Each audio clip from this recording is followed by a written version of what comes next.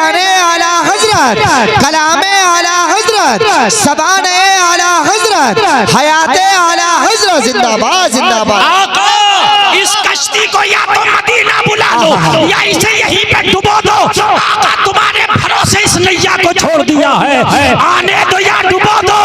अब तो तुम्हारी जानिब कश्ती तुम्हीं पे छोड़ी, लंगर उठा सुभान अल्लाह, सुभान अल्लाह, सुभान अल्लाह, सुभान अल्लाह। मेरे करीम से अगर मांगा किसी ने कतरा, दरिया बहा दिए हैं, दुर्बे बहा दिए हैं, उनकी महक में दिल के कुंचे खिला दिए हैं, जिस राह चल दिए हैं कूचे बसा दिए। सुभान अल्लाह, सुभान अल्लाह, माशाअल्लाह माशाअल्लाह। आने दो या डुबो दो, अब तो तुम्हारी जानी। हाय यार क्या अंदाज है यार। आने दो या डुबो दो, अब तो तुम्हारी जानी। कश्ती तुम्ही पे छोड़ी, ओ कप्तान हट जा, कश्ती तुम्ही पे छोड़ी। ओ मल्ला हट जा, किश्ती तुम्ही पे छोड़ी, लंगर उठा दिए। हाय हाय वो कश्ती मदीना लग के रही। सुभान अल्लाह यार, जोर से बोलो ना सुभान अल्लाह। अल्लाह सलामत रखे आपको। लोगों, इश्क सबसे बढ़कर है।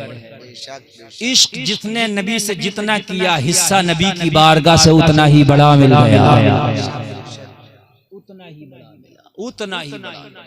अल्लाह लोगों, इश्क सबसे बढ़ के नबी से होना चाहिए। होगा क्या नहीं होगा बताइए? इंशाअल्लाह। हाथ उठा के बोलो ना इंशाअल्लाह। तो मैं कैसे मान लूं कि होगा? आपने हाथ तो उठा लिया, मुझे भी तो कुछ प्रूफ चाहिए।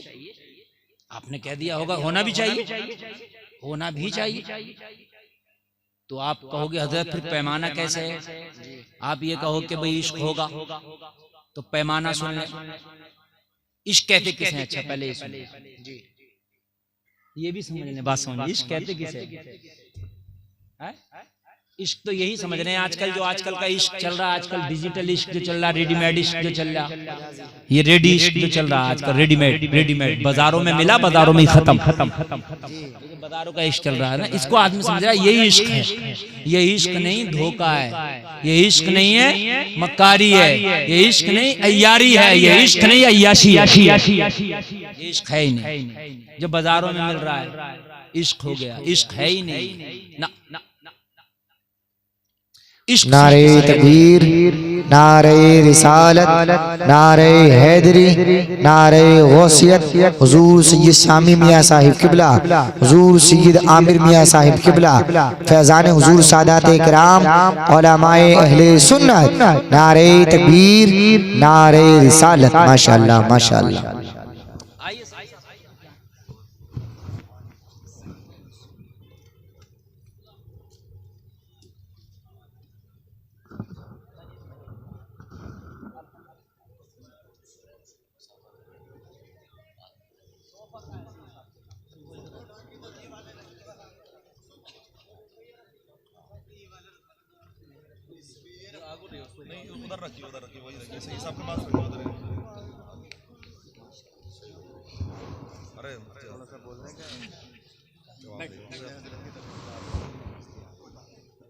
शबाब पर हम मामला नहीं वाकई।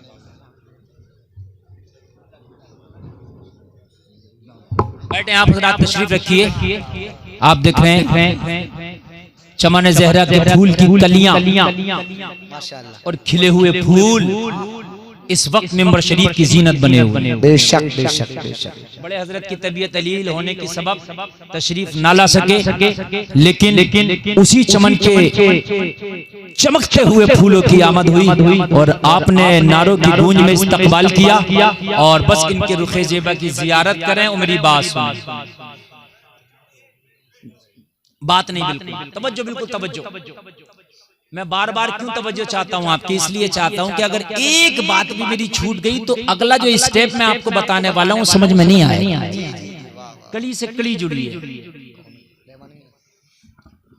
रहमानी मियां साहब, माशाअल्लाह। नारे तकबीर, नारे रिसालत, नारे हैदरी, हुजूर सैयद रहमान मियां साहिब किबला, उलमाए अहले सुन्नत, नारे तकबीर, नारे रिसालत। माशाअल्लाह।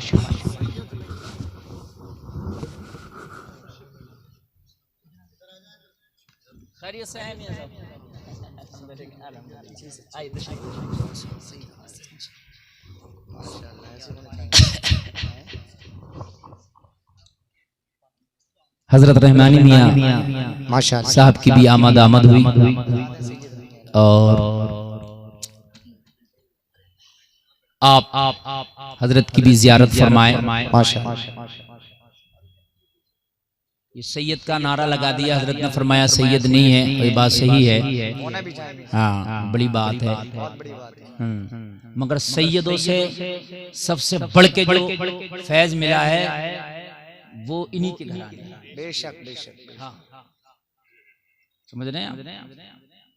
इनके आबा अजदाद ने 650 साल हुकूमत चलाई सादात किराम के कैसे दुआओं से, हाँ उनकी दुआओं से। समझ रहे हैं? सल्तनत उस्मानियत तकरीबन 650 साल चली, उसी कबीले से ताल्लुक रखते हैं आप। माशाअल्लाह। हाँ मैं असल में तारीख का बहुत बड़ा स्टूडेंट बैठा हूँ आपके सामने, तो मेरा टॉपिक दूसरा है। कभी इंशाअल्लाह तारीख पे बोलेंगे तो आपको हम बताएंगे।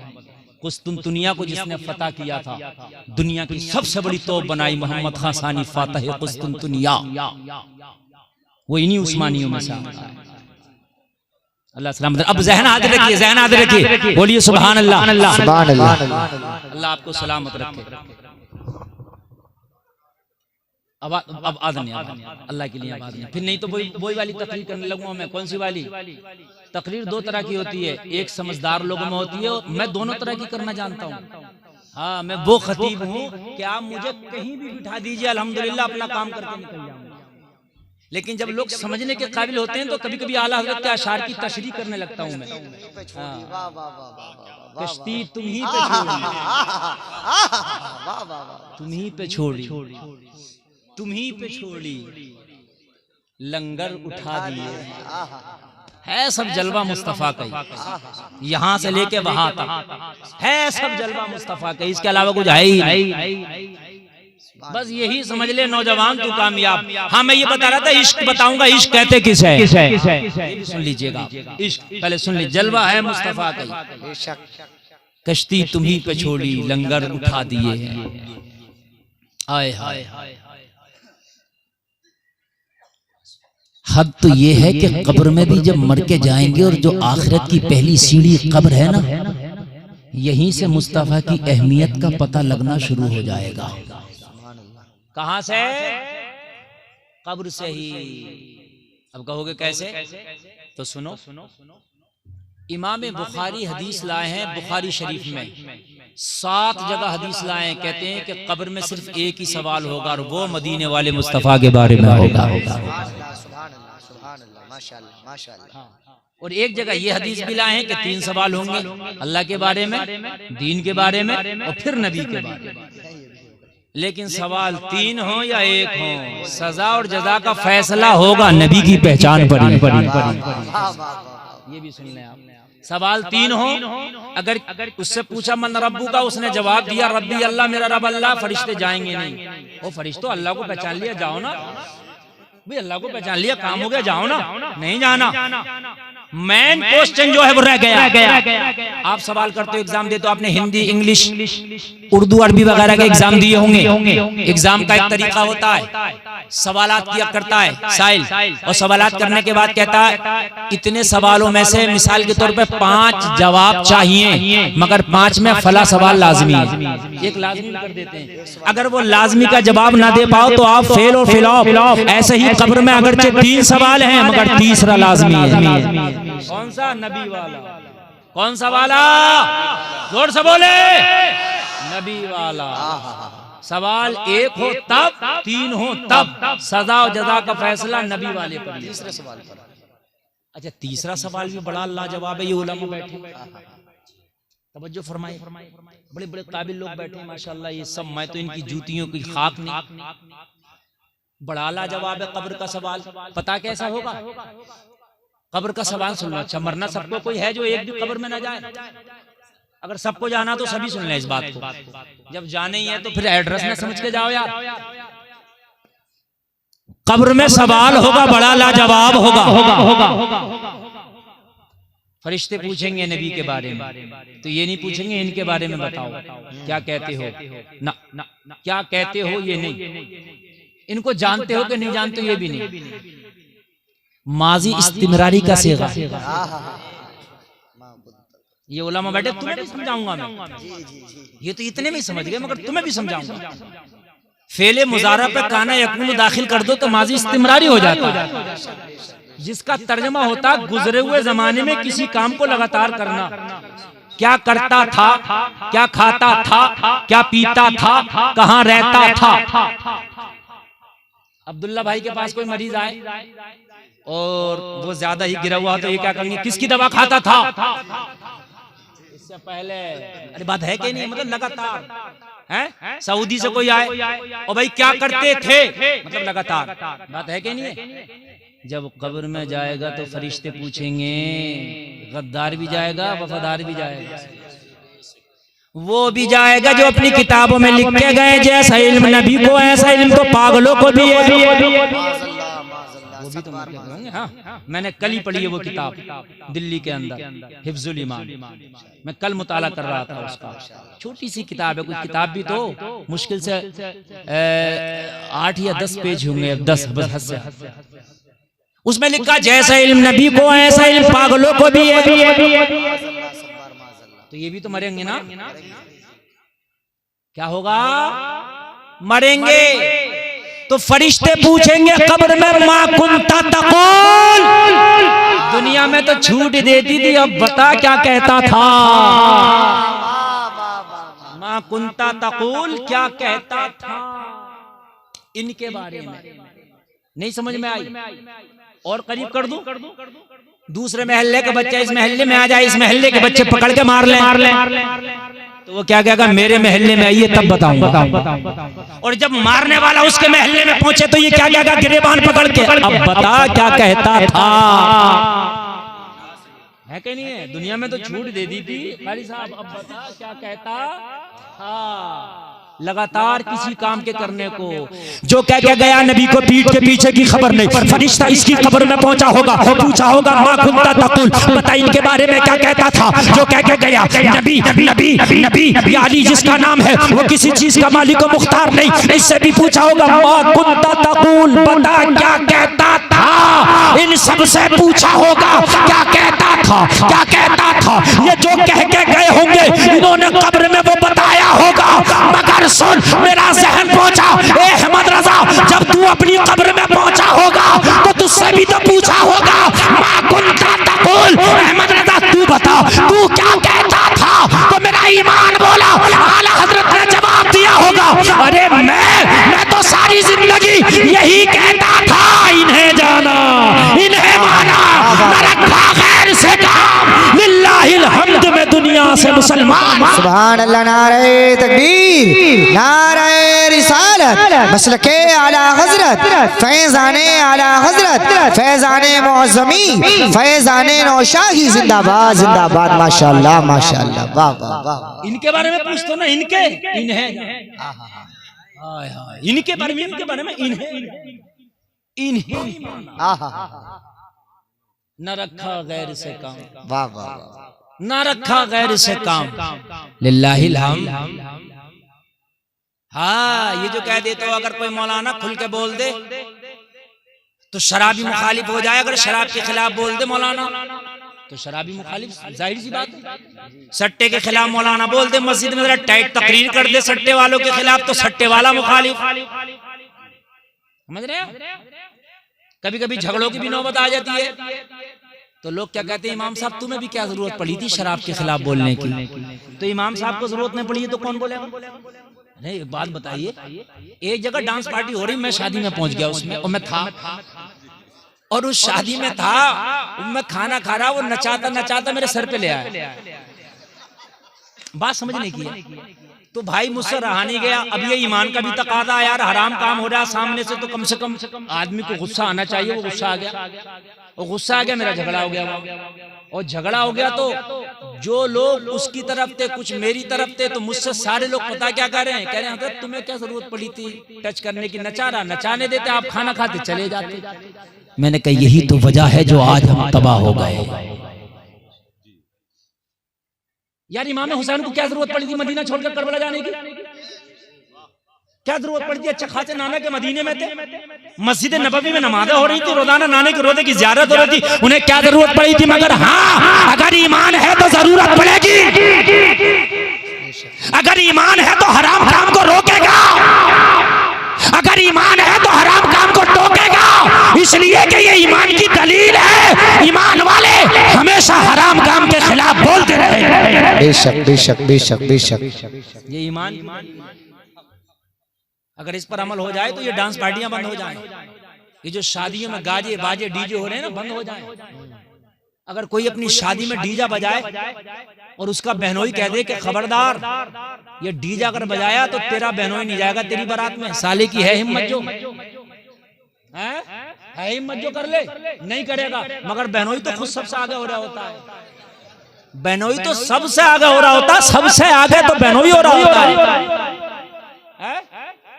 अच्छा अगर अब्बा भी अपनी जिद पे आ जाए कि खबरदार ये डांस पार्टी नहीं होगी, तब भी मैं समझता हूँ कि मान जाएगा। मगर अब्बा भी तो खामोश बैठे हैं।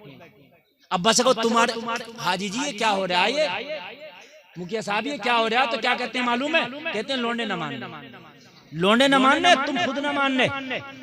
एक बार लोंडे से कह के देखिए नचा डीजा बजा, मैं मना नहीं कर रहा हूँ, लेकिन ये जो रोड पे मेरा वो आ गया ना खेत, ये वाला प्लाट मस्जिद के नाम कराऊंगा। ये वाला जो खेत है ना, ये वाला जो रोड पे चल रहा है बिल्कुल, जिसकी प्लाटिंग हो रही है, ये मस्जिद के नाम कराऊंगा, मदरसे के नाम कराऊंगा। नचा खुदा की कसम मैं समझता हूँ अगर अपनी पे आ जाए तो ना नचा पाएगा ना कुछ कर पाएगा। जलसे में आने वालों, अगर शरीयत के खिलाफ है तो बोलो, कोशिश भी करो रोकने की, ताकि तुम्हारा ये ईमान पता चले कि तुम्हारे सीने में मौजज़ा है। हमेशा याद रखो। अरे मक्का के अंदर जब 4 लोगों ने कलमा पढ़ा था, लोगों कितने से थे? 4 लोग, उनमें सब मर्द नहीं, हजरत खदीजा एक औरत है, उसमें भी सब जवान है, हजरत अली बच्चे हैं। मगर लोगों जब हक की बात आवाज बुलंद करने की आई तो लोगों इन 4 ने भी हक की आवाज को बुलंद किया था, वो लोगों हक की आवाज को आगे बढ़ाया था। वो लोगों कान खोल करके सुनो, यही तो नबी है, यही तो नबी है। मक्का तो छोड़ दिया मगर हक बात ना छोड़ी। वाह वाह वाह वाह। मक्का तो छोड़ दिया मगर हक बात ना छोड़ी। हाँ, बहुत से लोग ऐसे, इन्हें भी राजी रखो, इन्हों भी राजी रखो। समझ रहे हैं आप? भाई देखो ऐसा होता है, नबी की मोहब्बत में कुछ छूट भी सकता है, छूटे तो उसके लिए तैयार रहे, लेकिन हक बात कहने से न गुरेज करना। हाय हजरत अबू बकर से कहा, अबू बकर चलो हिजरत की रात है, चलोगे? अगर मक्का छोड़ना चाहो तो चलो, मोहम्मद तुम्हें दावत हिजरत देते हैं, और ना छोड़ना चाहो तुम्हारे पर अर्ज की आका आपके खातिर तो कायनात छोड़ दे, आका आपके खातिर तो उमर जान छोड़ दे, आका आपके खातिर तो उमर कायनात में ठोकर मार दे। या रसूल अल्लाह चलो, कहां चलना? ये नहीं पूछा या रसूल अल्लाह मैं अकेला आपके साथ चलूंगा, तन्हा चलूंगा? ए मेरे आका इतना पुरखतर रास्ता होगा, कैसे तय होगा?